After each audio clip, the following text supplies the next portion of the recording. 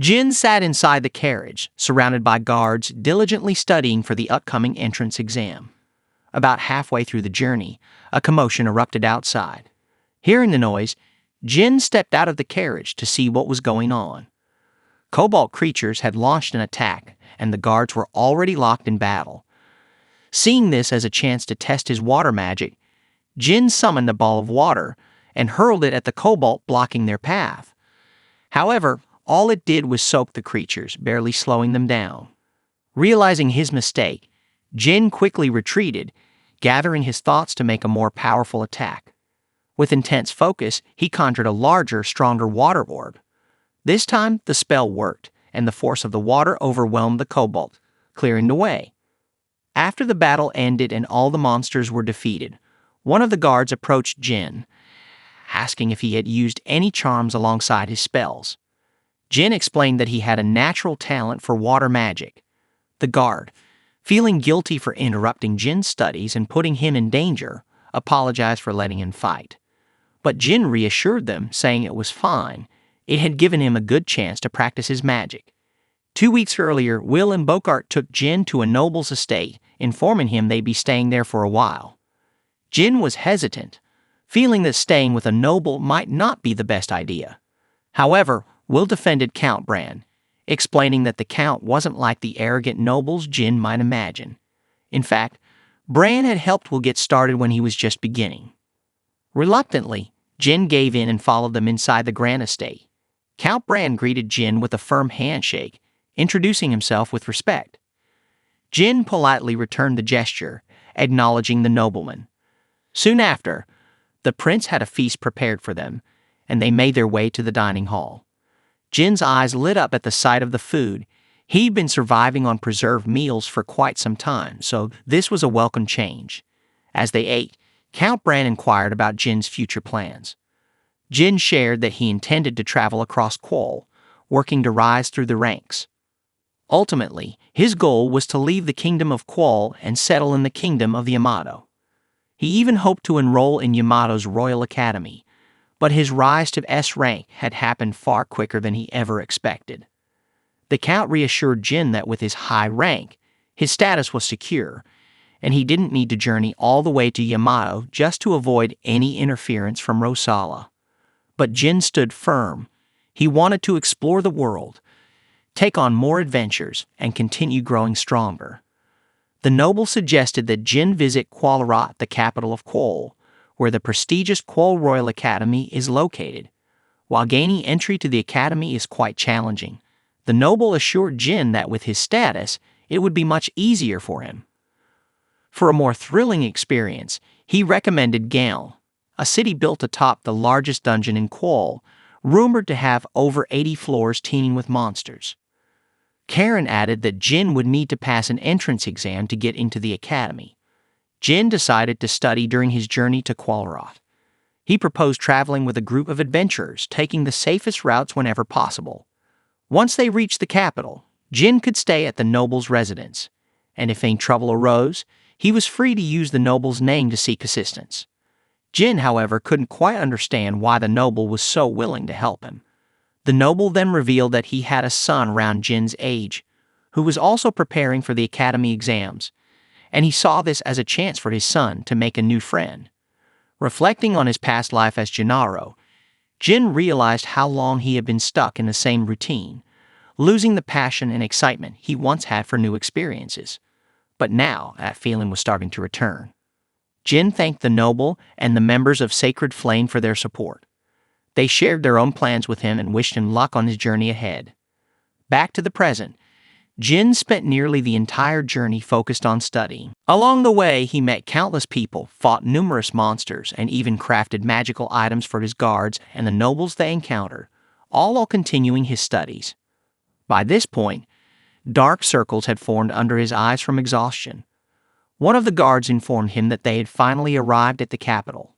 Stepping out of the carriage, Jin's excitement surged as he laid eyes on the towering city walls, which were twice the size of those surrounding Rosala. Eager to explore the city, Jin made a move to head off, but his guard stopped him, reminding him that they needed to complete all the official procedures first. Once they passed through the gates, They arrived at Count Brand's estate. His wife, Maria, and their son, Chris, welcomed them warmly.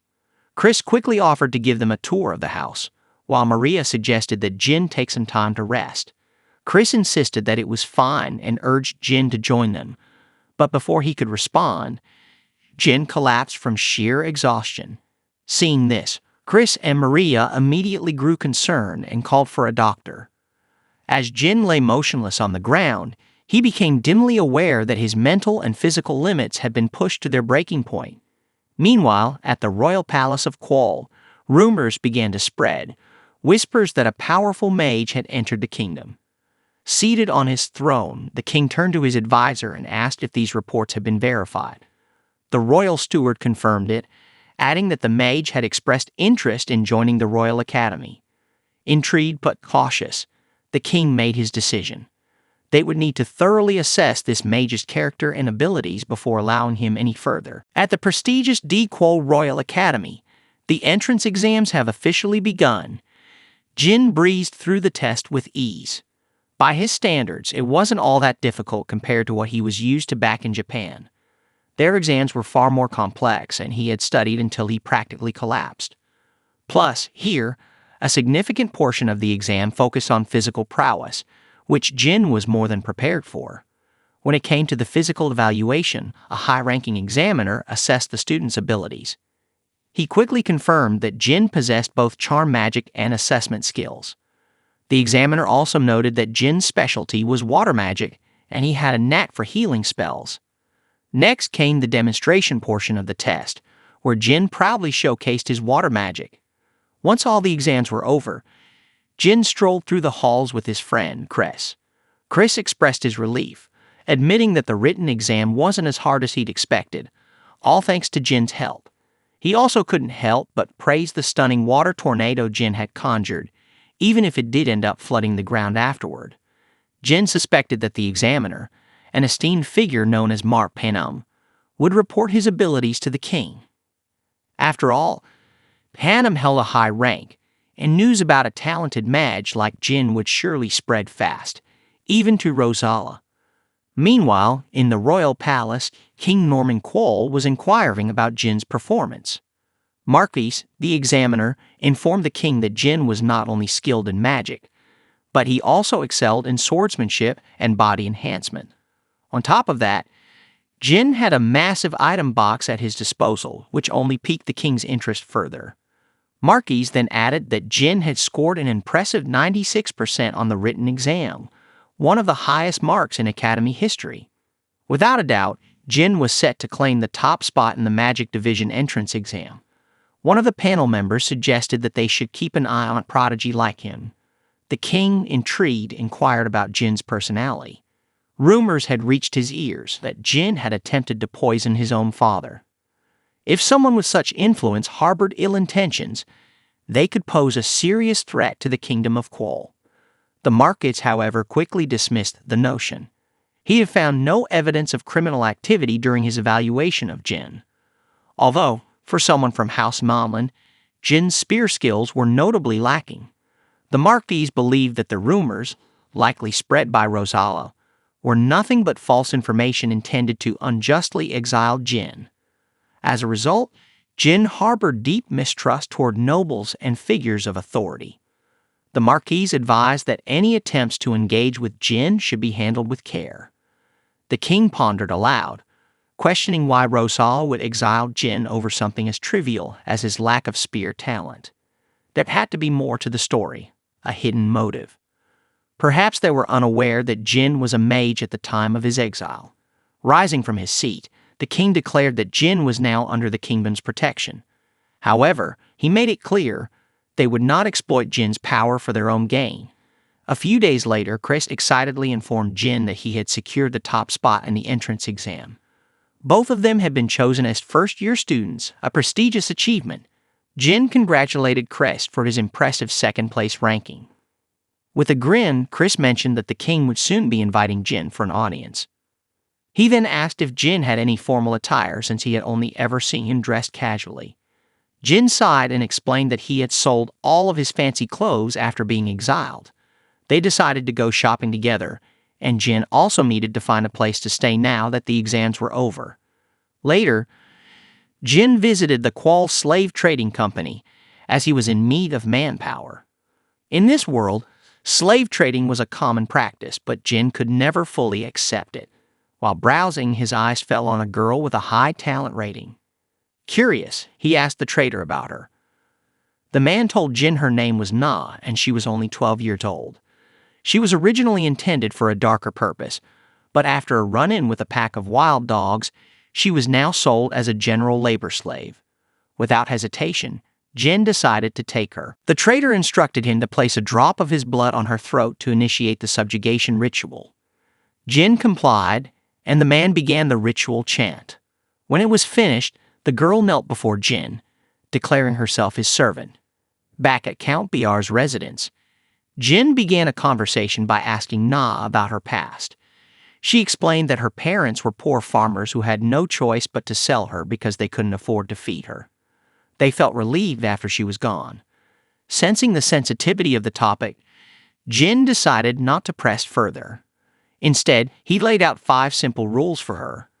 Obey without question, never harm him, always be truthful, keep his secrets, and never put him in danger.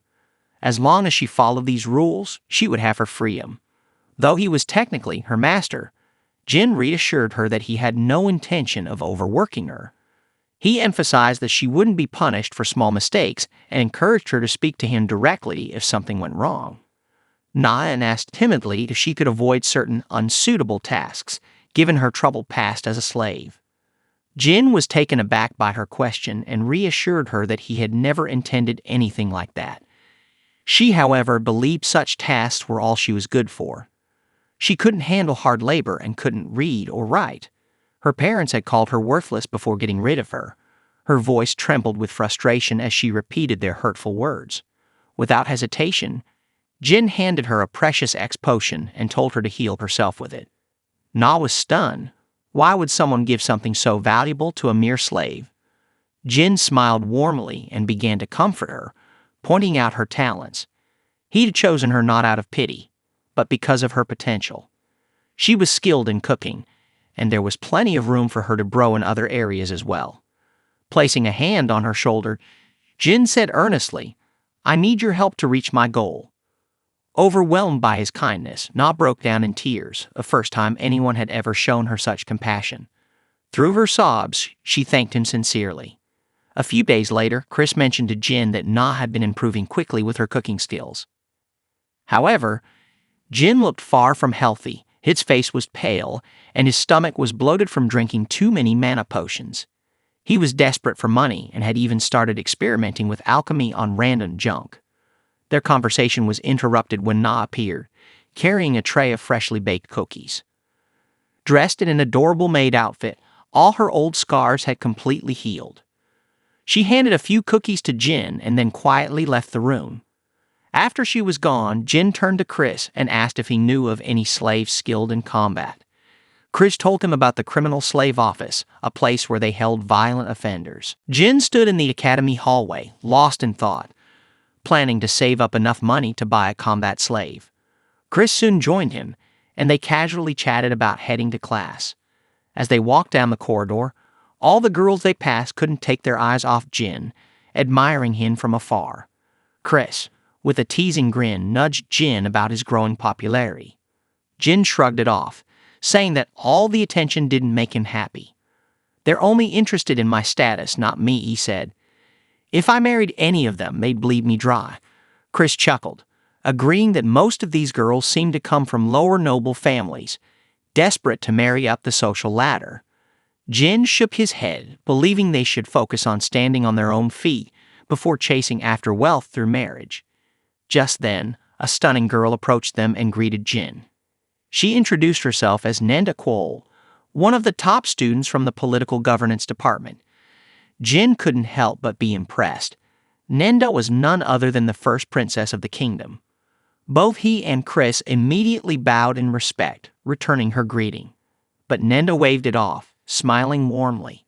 "Relax, no need to be so formal. We're in the same year after all," she said. "I'd like us to be better friends." Jin explained that he was an adventurer and would be off on quests often, so they might not see each other much. Nenda nodded, adding that she'd also be busy helping her father with government affairs. Both Jin and Chris were left amazed by how down-to-earth and approachable she was. Suddenly, they overheard a large man harassing a student nearby. Jin turned to Nenda and asked, "Who's that guy?" Nenda's expression soured. "That's the heir to Duke Ran," she explained. "Back in the junior academy, he used his father's name to do whatever he pleased. So many students left because of him. Now, it looks like he's transferred here as a third year. His father's really good at covering up his messes, so he's never faced any real consequences." As they talked, the man strutted over to them. He greeted Nenda, but she shot back with a cold, dismissive reply. Then he turned his attention to Jin, offering a smug smile. "You should consider joining my family's service," he said, clearly impressed with himself. "I could make great use of someone with your S-rank abilities." His tone dripped with arrogance as he added, "For a commoner like you, it'd be an honor to serve a noble house like mine." Jin's eyes narrowed, his temper flaring. Without hesitation, he swung his fist, landing a solid punch across the man's face. "Being a noble doesn't mean anything here," Jin said sharply. "At this academy, your status is defined by your class rank. If someone from a lower rank like you doesn't respect those above you, there are consequences." Leaving the man in stunned silence, Jin walked away with Chris and Nenda by his side. Nenda asked Jin if he would accept her father's invitation for a meeting. Jin replied that he was willing, but he didn't have fancy clothes and needed to save his money for other things. The princess reassured him, saying he should wear whatever he normally does, as he was an adventurer after all. A few days later, Jin found himself standing before the king. The king greeted him warmly and apologized for the trouble caused by certain nobles who had constantly pestered Jin for evaluation cards during his travels. Jin shrugged it off, saying he didn't mind since he made good money from it. The king then asked if they could count on him for future enhancement and evaluation requests. Jin, pleased that the king recognized his side business as a magician, happily agreed to help. The king then brought up Jin's recent confrontation with Duke Ran's heir. Jin explained that he couldn't stand people who abused their power and acted selfishly, like the Duke's heir. He admitted that he had acted impulsively and was prepared to accept whatever punishment the king saw fit. However, the king praised Jin for standing by his principles and assured him that there was no need to worry about any consequences from the incident. As the conversation shifted, the king congratulated Jin for ranking first in the written exams and offered him a reward, anything he desired. Without hesitation, Jin requested permission to purchase human resources from the criminal slave market. He explained that he needed slaves to help him explore Gamel's labyrinth and that he was concerned about spies from Rosala sneaking in. Slaves, he believed, would be the safest option. The king admired Jin's clever thinking and granted him permission to buy the criminal slaves he needed. Jin and Nenda made their way to the criminal slave market. As they passed by the various cells filled with dangerous criminals, Nenda grew uneasy, fear creeping into her eyes. But in one cell, Jin spotted a slave that caught his attention. He could sense potential in the man. He had the air of someone capable of becoming a skilled fighter. Intrigued, Jin asked the man what crime had landed him there. The man explained his troubled past, revealing that he had a strained relationship with his father's second wife. In a desperate attempt to secure his inheritance, he tried to kill her.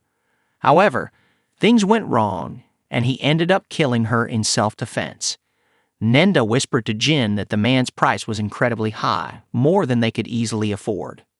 Jin, still interested, considered buying him, but it would drain all his money, and he still needed to find a place to live. He wondered aloud why no noble had already purchased such an impressive person. When Jin asked a guard, he was told that people were too afraid of the man's dark past. Just then the man, whose name was Yan, spoke up, mentioning that his own father had tried to buy him back. However, the price for a family member was 10 times higher, and his father couldn't raise that kind of money. He had lost the courage to face the situation. Nenda turned to Jin and with calm confidence said that she didn't find Ian as frightening as the other criminals they'd seen. Her words gave Jin the final push he needed. He declared that he would buy Ian. Not long after, thanks to a request from Count Brand's wife, King Quoll gifted Jin a large mansion. Chris also helped Jin by gathering more evaluation card requests, boosting his earnings. Meanwhile, Nenda focused on improving her reading, writing, and cooking skills. Ian dedicated himself to training in wind magic and swordsmanship, progressing impressively just as Jin had hoped. Yet, Jin noticed that Ian sometimes looked troubled, as if something was weighing heavily on his mind. Jin encouraged Ian to speak openly about whatever was bothering him, but Ian kept silent. Determined to get to the bottom of it, Jin decided to confront him directly. One day, the two went to the market, and while there, Jin noticed a cloaked figure trailing them, following their every move. Jin and Ian were out shopping, picking up everything they needed. As they finished, Jin reminded Ian to speak up if anything was wrong. Forgetting details during a fight could be dangerous. Out of nowhere, a young boy appeared, thrusting a spear at Jin. He demanded that Jin stop using his brother as he pleased and let him go, or they have to fight. Sizing up the boy, Jin quickly noticed that his power was far weaker than Ian's. The boy even carried a title that read Ian's Leftovers. Jin coolly pointed out that he was a top-ranked adventurer and that the boy stood no chance against him. Still, the boy shouted for Ian's release. Growing annoyed, Jin shot back that he couldn't free Ian. He had paid a hefty price for him. Amidst the rising tension, Ian suddenly dropped to his knees, apologizing on his brother's behalf. He begged Jin to spare his brother's life. The brother, Ash, yelled at Ian, telling him not to kneel before someone like Jin. People nearby started murmuring, and Jin realized he was beginning to look like the villain in this situation. Ian, struggling with the moment, asked his brother how he couldn't hate him for taking their mother's life. Ash admitted he was angry about that, but confessed his shame at being treated like a slave. All he wanted was for his once brilliant and proud brother to come back. Their father had promised to save enough money to buy him back, but someone else had made the purchase before that could happen. Jin interrupted, declaring that he would take on Ash as an opponent, drawing his sword with a sharp flick. Ash lunged with his spear, but Jin effortlessly sliced it in half. With a swift follow-up, Jin slashed through Ash's cloak, sending him tumbling to the ground. Just then, a group of guild guards arrived, pinning Ash to the floor. One of the guards turned to Jin and asked him to come to the guild for a formal meeting. Jin, unfazed, instructed Ian to stash their shopping in his item box, saying they'd talk later. When Jin finally returned home, exhaustion weighed heavily on him. Na rushed over, tears streaming down her face, and led him to Ian's room. There, Jin found Ian attempting to take his own life. Without hesitation, Jin snatched the weapon away from him. Ian, however, screamed in protest, claiming he deserved to die for dishonoring his family. Jin, now furious, argued that death wouldn't solve anything and demanded a different punishment. He then announced, with barely concealed anger, that they would leave for the dungeon city of Gale the next day. As they journeyed, Ian was put to work like a mule, doing everything that was asked of him without complaint. Despite the grueling tasks, Ian swore he would continue until he collapsed from exhaustion. Eventually, he inquired about his brother Ash. Jin explained that Ash had been placed in the guild's isolation cell for a few days but wouldn't face any further punishment. Relieved, Ian thanked Jin for his leniency, admitting that while Ash had always been spoiled, he was still Ian's beloved brother. Talking about siblings reminded Jin of Esther. He shared how he knew what it was like to have a sibling who meant the world to him, and he hoped his own sister was doing well. Meanwhile, back at the Nomland estate in Rosala, Elsa lay on her bed, looking weak and exhausted, with Esther by her side.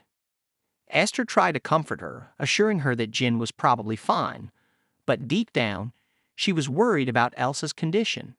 After all, to her, Jin was still like a child. As Esther left Elsa's room, a butler appeared, urging her to return to the pavilion. Esther argued that she was still on the estate, and since their father wasn't around, it shouldn't matter. The butler, with a sly grin, hinted that Esther was still thinking about Jin, the family's outcast. With a cruel smile, he told her to forget about him, calling Jin nothing more than a petty criminal. Esther shot back, saying he must be terribly bored now that his favorite target was gone. As she started to walk away, he mockingly reminded her of all the small tasks she once did for her superiors. But Esther couldn't let the insult slide. She thought of Jin as someone truly remarkable. If anyone called him an outcast, they clearly didn't know him at all.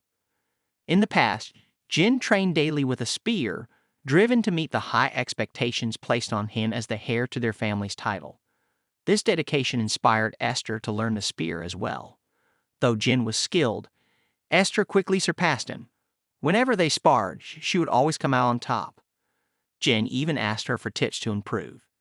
Esther knew Jin felt a bit embarrassed being outdone by the child of a concubine, but he never treated her poorly because of it. Over time, however, people's attitudes toward Jin started to shift. Their grandfather began to favor Esther, completely disregarding Jin. It became clear that rumors about Jin were being spread on purpose. Those rumors grew worse, isolating Jin from everyone around him. Esther believed that in the end, she was the one who ruined her brother's life. In the grand hall of Rosala's royal palace, a tense meeting was underway. Among those gathered were Nonlin, a former head of the noble house, and the kingdom's crown prince, Elliot. The room buzzed with discontent as several attendees voiced their frustration, declaring that banishing a sorcerer had been a grave mistake. They further lamented that capturing him again would be nearly impossible now that he had fled to Qual. Interrupting the heated debate, the crown prince broke the silence, asking how long they planned to dwell on this argument. One of the council members quickly responded, pointing out that since the prince had supported Jin's exile, he should also bear the responsibility for the consequences. Prince Elliot, unfazed, admitted that he had expected Jin to fall into the hands of goblins or kobolds, but luck had been on Jin's side, allowing him to escape to Qual. Rather than seeing this as a disaster, Elliot claimed it was actually good news. Jin's newfound power as a sorcerer suggested that he, too, might possess the same magical potential. The king, clearly displeased, scolded his son, attempting to stop his speech. But Elliot was undeterred, continuing to argue that since Jin shared the same bloodline as their father, it only made sense that both he and the king could have the ability to wield magic, just like Jin. The council members were stunned by the revelation. Whispers filled the room as they speculated whether Jin could be the king's secret child. The king, clearly anxious, turned to Elliot and demanded to know how he had come by this information. Calmly, Elliot explained that he had overheard his father and grandfather discussing it. He confidently added that he would be the one to save the kingdom.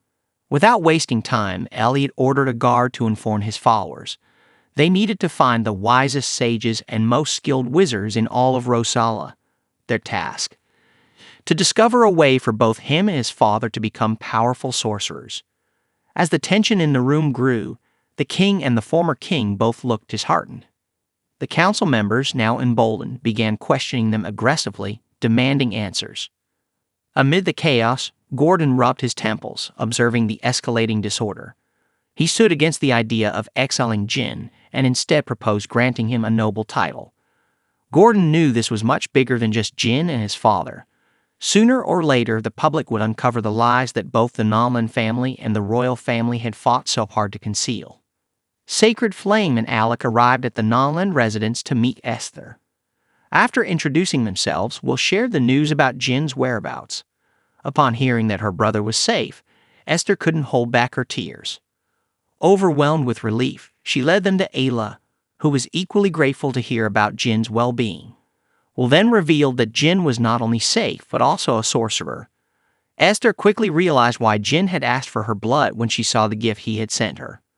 Ayla, still in disbelief, confessed that she had no idea about Jin's incredible abilities while caring for him. It all made sense now. Why Jin had kept this secret hidden for so long. If the truth had come out, the kingdom would have surely tried to take his freedom. Will agreed, explaining that he had only been hearing bad things about Rosala in recent years, especially after the poisoning scandal involving the Chancellor's family, which had triggered a series of events. The scandal was sparked because the Chancellor's daughter had. Esther's eyes widened in shock as she heard the revelation about her father being the king. Will quickly realized he had said far more than he should have, and Karen smacked him for being careless in front of Esther.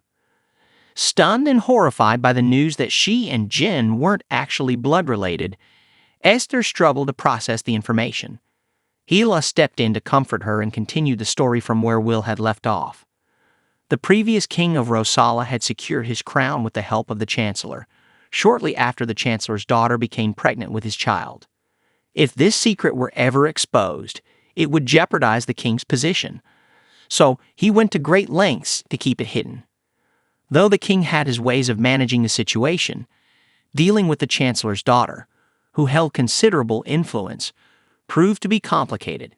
In the end, the pregnant woman who was carrying Jin was sent to the powerful Nonland family to marry Lord Gordon. Ella, who had once served as a maid in the Chancellor's household, was sent to the Nonland family along with Jin's mother. However, Lord Noble Nonland, the former head of House Nonland, was not pleased with this arrangement. He refused to let a child without his bloodline inherit the family's legacy. To put an end to it, he poisoned the food at one of the Chancellor's family gatherings. Jin, fortunately, wasn't at the party. He'd chosen to stay behind and train with his spear, and Ella remained with him. Tragically, everyone at the party, including Jin's mother and her family, met their end. Ella's own husband and son, who were serving at the event, also fell victim to the poison. Afterward, Noble and Gordon silenced Ella, ensuring she would never speak of the incident. She carried the guilt of allowing Jin to be exiled, knowing she had done it to protect herself. Esther, however, comforted her, assuring her that she had done nothing wrong. It was clear that the Nonland family had only ever wanted to get rid of Jin, regardless of his talents or abilities. Will informed them that the capital was buzzing with harsh criticism against the royal family. He also mentioned the crown prince's foolish behavior at a recent gathering, which had only added to the chaos in the royal palace. To gather this intel, Will had bribed a noble who had attended the event. It was clear Rosal was in serious trouble. After learning about the situation, Alec decided to move his group to Quol.